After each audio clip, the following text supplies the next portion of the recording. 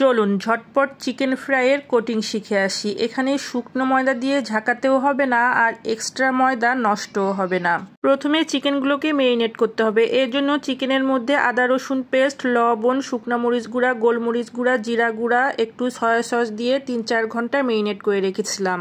এরপরে একটা শুকনা বাটির মধ্যে ময়দা দিয়ে এর মধ্যে লবণ, পরিমাণ মতো শুকনো মরিচ, ভাজা জিরা গুঁড়া দিয়ে ভালোভাবে নাড়াচাড়া করতে হবে। আপনারা এর পরিমাণটা কম দিবেন কারণ চিকেনের মধ্যে সব কিছুই দেওয়া ছিল। তারপরে চিকেন থেকে যে এক্সট্রা পানিটা ছিল সেটাও দিয়ে দিলাম। এরপরে অল্প অল্প পানি দিয়ে এভাবে নাড়াচাড়া করে ঝুরঝুরে করে নিতে হবে। কখনোই বেশি পানি দিবেন না, তাহলে কিন্তু দলা বেঁধে যাবে। সবগুলো ময়দা এরকম হাত দিয়ে ডলার পরে আমি চালনির মধ্যে চেলে নিয়ে নিচের গুঁড়াগুলোর মধ্যে অল্প পানি দিয়ে একটি লিকুইড গোলা তৈরি করে নিব।